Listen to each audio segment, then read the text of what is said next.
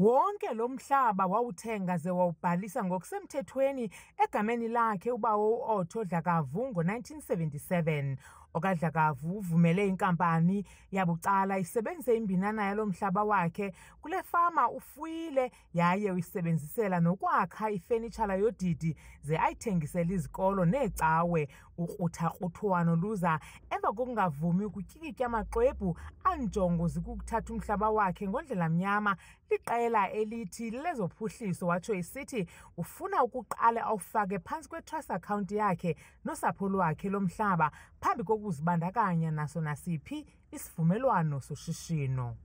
Utyhola ngelithi emva kokuyibhebhetha intsebenziswano wabona sele umhlaba wakhe ukhutshiwe phantsi kwegama lakhe ngaphandle kolwazi lwakhe, nto leyo ekhokelele ekubeni abe uchachatheka phandle nabantwana nemfuyo isesichengeni sokwebiwa emasangweni akhe. Kukho nogada abaqinisekisa ukuba akawubeki umcondo phakathi kumhlaba wakhe.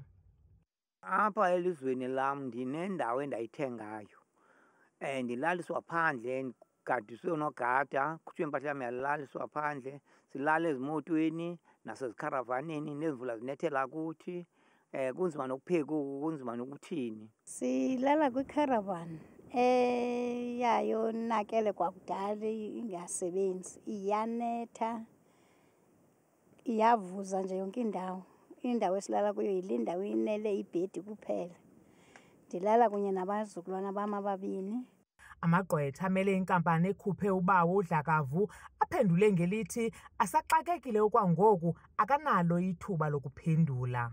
Ithemba likabawo uDlakavu ngoku lilele kwigqwetha asandula kulifumana ngethemba lokuba liza kumlwela kweli dabi khona ukuze abuyele kwifama yakhe nosapho lwakhe ayithenge kwiminyaka engama-48 egqithileyo ze aqhubeleke nomsebenzi wakhe wokwakha ifenitshala edala amathuba engqesho. Kwiindaba zethu kuChannel 163 oziphathelwa yiNewsroom Africa, ndinguntsiki noyiya eNcise eMthatha.